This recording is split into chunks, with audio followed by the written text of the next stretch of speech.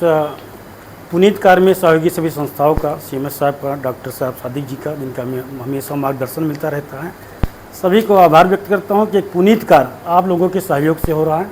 सबसे बड़ी बधाई के पात्र ममता जी हैं, जो उन्होंने इतनी संस्थाओं को जोड़ कर रखा है। और हमें लगता है कि यही एक मौके होते हैं जहां हम लोग CMS से मिलते, आपसे मुलाकात होती है।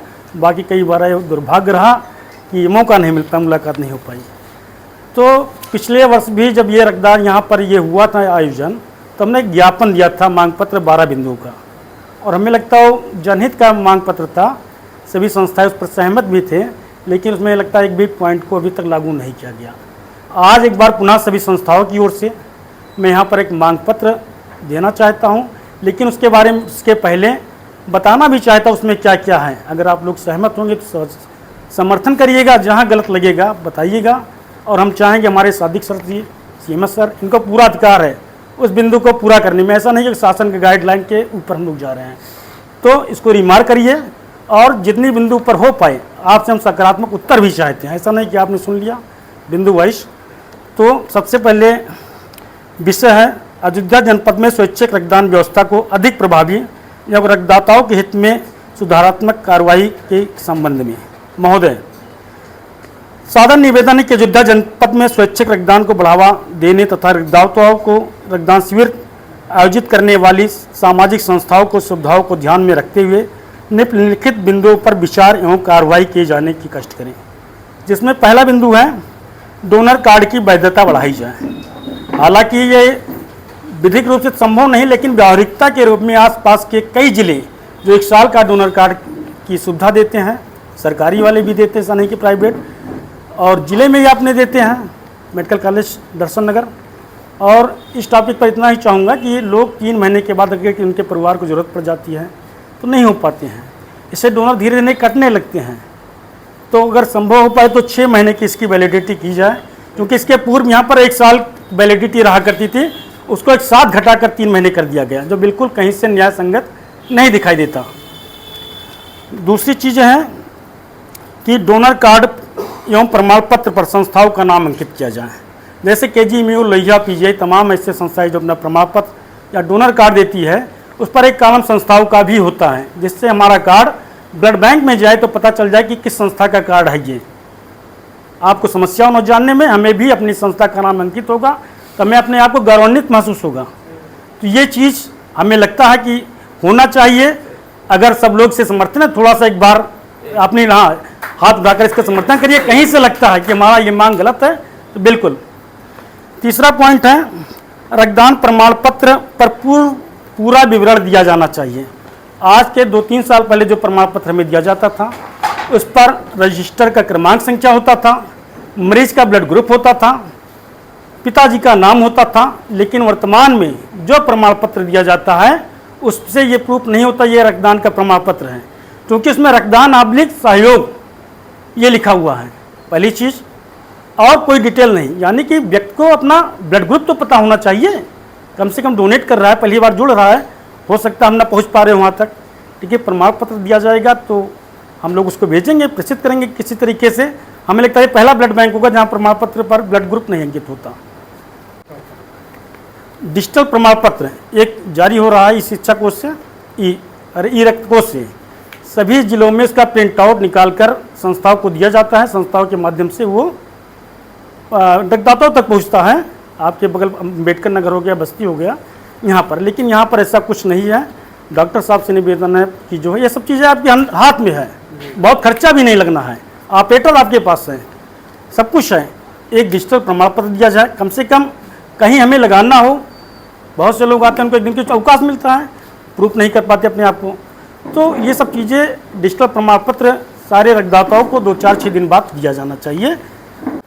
रक्तदान शिविर का स्वीकृत का अनुमोदन पत्र, जब हम रक्तदान शिविर लगाते हैं, लोगों से चर्चा पर चर्चा करते हैं, तो ये हमारे बताने का अवसर वो नहीं होता लिखित में कि हमारे रक्तदान शिविर अप्रूवल कर लिया गया है। मौखिक तो बता देते हैं, वो भी बता देते हैं, लेकिन सभी ब्लड बैंक एक अप्रूवल पत्र देता है कि आपका रक्तदान शिविर स्वीकृत कर लिया गया है, इतने तारीख को हमारी टीम जाएगी और आप अपनी व्यवस्था बना कर रखिए। इस तरीके से यहाँ पर कोई पत्र नहीं दिया जाता। और मैं बताना चाहूँगा, पिछली बार हमने एक रक्तदान महोत्सव कराया था जिसमें 8 जिले के ब्लड बैंक आए थे। 8 जिले में केवल एक ब्लड बैंक का अप्रूवल पत्र नहीं आया मिला था जिले का, बाकी 7 जिले चाहे उसमें लोहिया रहा हो, केजीएमयू रहा, बलरामपुर और सही आसपास के जिले के थे, सब ने अप्रूवल लेटर भेजा था। एक है कि रक्त परिसरण समिति जो आपकी बनती है, जो कमेटी होती है ब्लड बैंक में, उसमें 2-3 संस्थाएं एनजीओ के भी शामिल रहते हैं। पिछली बार भी सारी बिंदु को मैं उठा चुका हूँ, कुछ इसमें नया नहीं है।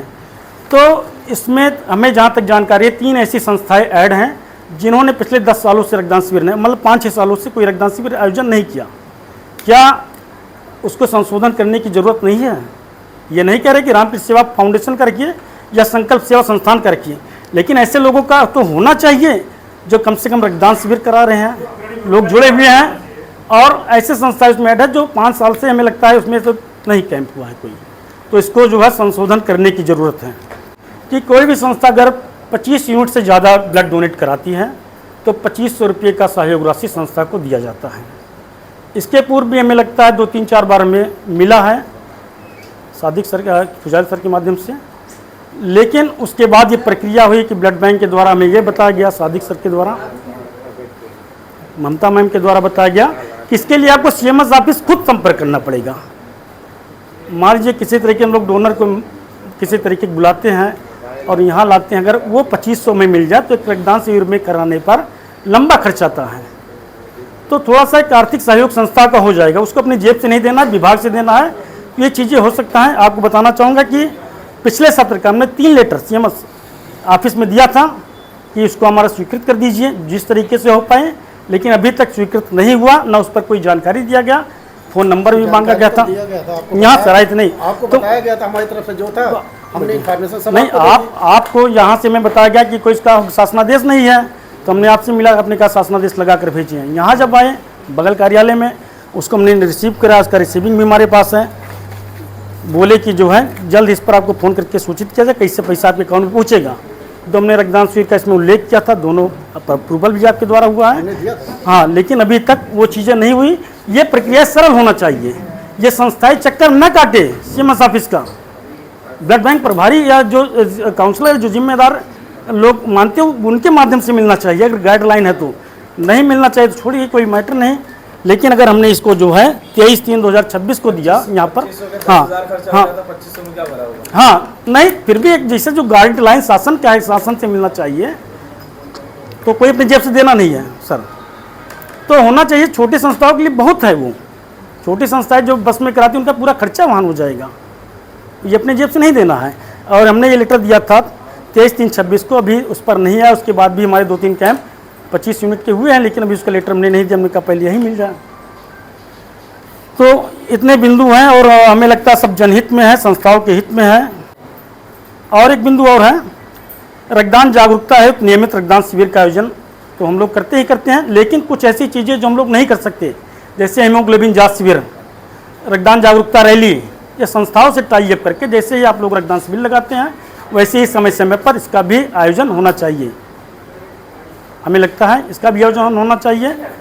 और इतने बिंदु हैं, हम चाहेंगे सीएमएस सर इस पर निर्णय लेंगे, जो कुछ हो पाए करे, ना हो पाए कोई दिक्कत नहीं है।